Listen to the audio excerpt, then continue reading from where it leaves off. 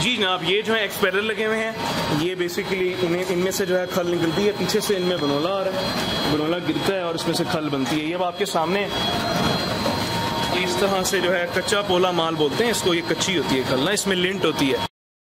जो कच्ची पोली खल होती है ना, देखें इसमें तकरीबन 9 से 10% के करीब जो है तेल का कंटेंट होता है। उसकी वजह से जो है ना काफ़ी जानवर को फ़ायदा होता है।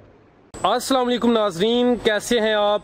मैं उम्मीद करता हूं कि तमाम दोस्त अहबाब अल्लाह पाक के फजलो करम से खैरियत से होंगे। इस वक्त पाकिस्तान के एक मशहूर ब्रांड, एक मशहूर नाम नवाबा फीड मिल वहां पर मौजूद हैं। तो आज की इस वीडियो में जो हमारा टॉपिक है वो है खल बनोला। आपको मुकम्मल तसल्ली के साथ दिखाएंगे, बताएंगे कि जो खल बनोला है वो किस तरह बनती है और इसमें कौन कौन से इजाज़त शामिल है। तो चलिए शुरू करते हैं। अस्सलाम वालेकुम। वालेकुम अस्सलाम। जी मैं मोहम्मद इब्राहिम नवाबा ऑयल मिल से, और ये भावलपुर में वाक़ है, कराची मोड़ पे। और ये जैसे आपके सामने ही है, ये बनोला लगा हुआ है, इसी से सब बनता है जनाब। टाइट खल हो, कच्चा पोला माल हो, दोनों तरह की खल जो है बनोले से बनती है। ये जो है रुई होती है, रुई में ये कॉटन जिनिंग की फैक्ट्री में रुई अलहदा की जाती है इससे, और वहाँ से ये खरीदी जाती है।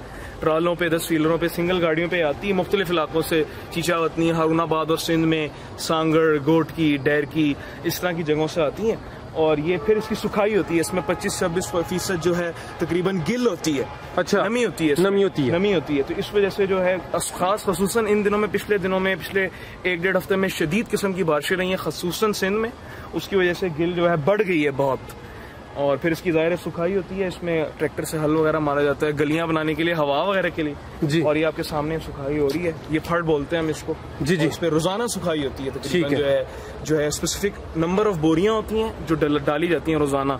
उसकी एक अमाउंट होती है, वो हमने तय करते हैं हम रोजाना सुबह के आज इतनी डालनी है। वो माल के हिसाब से होती है, किसमें कितनी गिल है, किसका कैसा रंग है, उस हिसाब से होता है। हाँ जी, देखिए ये देखिए आपके सामने है, ये जो है मैल निकलती है, इससे जो है काला साबुन बना करता है, जो वॉशिंग सोप कपड़े धोने के लिए अमूमन इस्तेमाल होता है, वो बना करता है। भावलपुर में बेशतर ऐसी मिलें वाक़ हैं जो काला सोप बनाती हैं, काला साबुन बनाती हैं। वो ये लेकर जाती हैं मस्जिदों में, ड्रम वगैरह रख के ना उसमें फिल करके लेकर। ये तेल का जो है रिजर्वायर होता है, इसमें तेल भरा जाता है। ठीक है, इसमें तेल भरा जाता है। बनोले का तेल जो है घी मिल वाले हो गए और इस तरह के लोग, ये जो है खसूसन घी में जो है बहुत ज़्यादा तादाद में इस्तेमाल किया जाता है। इसकी रिफाइनिंग की जाती है ज़ाहिर है। इसके बाद 2-3 मराइल होते हैं इसके, और उसके बाद जो है इसको घी में शामिल किया जाता है। जी जनाब, ये जो है एक्सपेलर लगे हुए हैं। ये बेसिकली इनमें से जो है खल निकलती है, पीछे से इनमें बनोला आ रहा है, बनोला गिरता है और इसमें से खल बनती है। ये अब आपके सामने इस तरह से जो है कच्चा पोला माल बोलते हैं इसको। ये कच्ची होती है खल ना, इसमें लिंट होती है।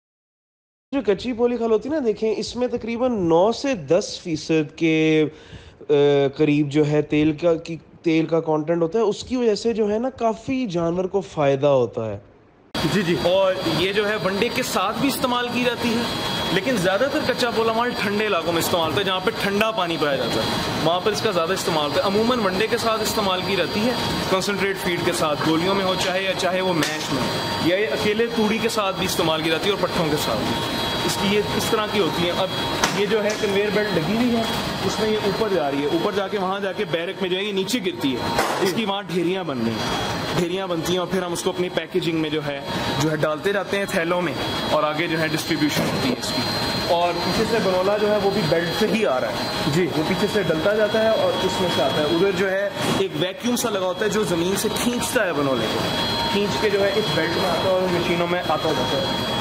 आपके सामने ये आप दिखा दीजिए। जी माशाल्लाह जी, बड़ा अच्छा सिस्टम है और प्रॉपर प्लानिंग और जो अच्छा अंदाज है वो शामिल है। प्लानिंग के अलावा अल्हम्दुलिल्लाह नवाबा का आप इतना नाम बन चुके हैं, क्वालिटी पे 0% कॉम्प्रोमाइज़ है।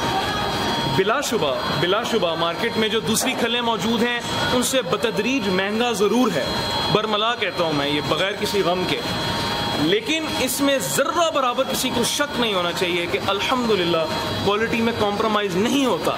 जब पूरी दुनिया की खलें, पाकिस्तान में हर फैक्ट्री की खलें जब काली बनेंगी, तब भी इंशाअल्लाह ताला हमारी पूरी कोशिश होती है कि हम पीली खल बनाने की पूरी कोशिश करते हैं कि रंग बेहतरीन हो और खाने की शिकायत कम से कम हो। जब पिछले साल, बल्कि मैं मज़ीद आपको थोड़ी सी रोशनी डालना चाहूँगा कि पिछले साल जब खल की शिकायत आना शुरू हुई, तो जब शिकायत आना शुरू हुई तो हम लोगों ने बनोले से खल की पैलेट बनाना शुरू की, गोली बनाना शुरू की, उसी वनडे खाते से जो यहाँ पर लगा हुआ इब्राहिम फीड मिल, वो भी हमारा अपना ही यूनिट है। तो वहाँ पर जो है हमने गोलियाँ बनाना शुरू की उसकी, ताकि जो है खाने की शिकायत जो है वो ख़त्म हो जाए।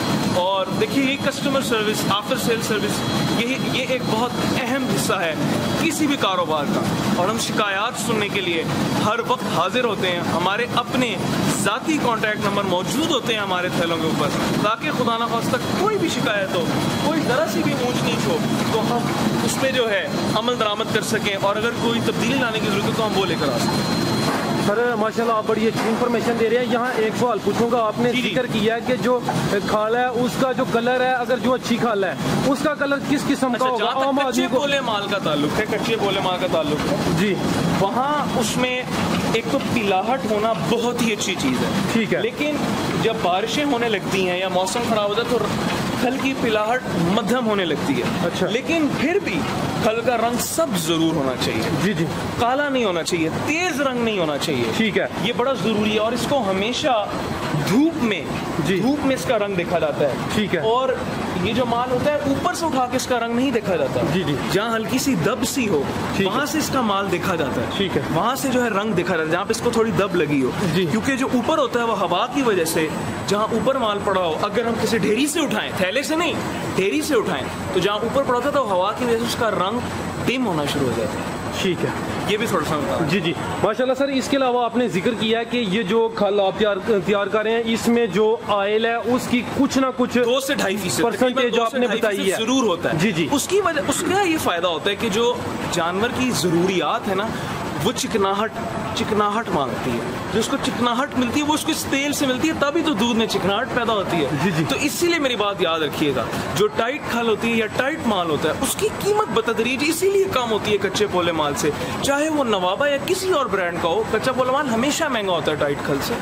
उसकी ये वजह होती है कि टाइट खल में तेल नहीं होता, वो सूखी होती है बिल्कुल, इसी वजह से वो बहुत सख्त भी होती है और उसको तोड़ने में शदीद दिक्कत वाक़ई होती है, क्योंकि वो सूखी भी होती है। जी जी सर बिल्कुल। उसका जो रिजल्ट होता है वो इतना अच्छा नहीं होता अगर उसको कच्चे पोली खल से मिलाया जाए।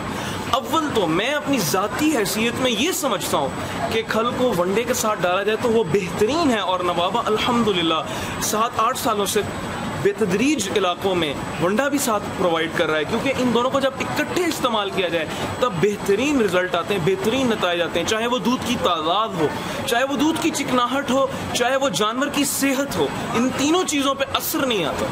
ये एक बड़ी ज़रूरी और अहम पॉइंट है जो मैं चाहूँगा कि तमाम फार्म चलाने वाले लोग नोट करें और याद रखें इंशाल्लाह। मौसमी तब्दीली की वजह से, जैसे आजकल आपके सामने पिछले माह में बारिशों का सिलसिला शुरू हुआ, कराची से लेके फिर ऊपर चलता गया और पेशावर तक वो ऑब्जर्व किया गया, चाहे बलूचिस्तान हो, सिंध हो या पंजाब हो। तो मौसमी तब्दीली की वजह से अमूमन होता कुछ ऐसे है कि खल में टॉक्सिन पैदा हो जाता है, उसकी वजह से खाने की शिकायत आम होने लगती है, कड़वाहट सी आ जाती है। तो उस शिकायत को मद्देनजर रखते हुए नवाबा की तरफ से हमने एक नई पेशकश मार्केट में इंट्रोड्यूस कराई, जो कि हमारे से पहले कहीं नहीं पाई जाती थी पूरे पाकिस्तान में। उसका नाम हमने रखा नवाबा बनोला पैलेट। उसका एक नमूना ही आपके सामने है और इसको, ये टॉक्सिन से बिल्कुल पाक है, ये बिल्कुल टॉक्सिन से पाक है और खाने की शिकायत इसमें जर्रा बराबर भी आपको नहीं मिलेगी। जब मौसम की तब्दीली आम हो जाए या मौसमी बारिशों का एक सिलसिला शुरू हो जाए, तब हम यही कहते हैं लोगों को कि इसको इस्तेमाल किया जाए। बेहतरीन चीज़ है इस्तेमाल करने के लिए। इस हवाले से ये काफ़ी तकरीबन 6 से 8 माह के तजुर्बात के बाद ये फार्मूला हमने फाइनल किया है और इसका बेहतरीन रिजल्ट है इंशाल्लाह। और ये जो है सैंपल वगैरह के लिए भी हम इस तरह की जो है थैलियों में बनोला पैलेट और वंडा दोनों जो है दिया करते हैं अपने इलाकों में। ये भी जो है शायद आप देखने वालों की नज़रों से कुछ ना कुछ ऐसा गुजरा भी हो जाए। जी जी सर जी। तो ये अब आपके सामने है। अब खल का जहाँ तक ताल्लुक है, खलें हर तरह की मिलती हैं और बहुत चीज़ों की मिलती हैं, मकई है, सरसों है, कई चीज़ों की खलें आजकल बाजार मिलती हैं।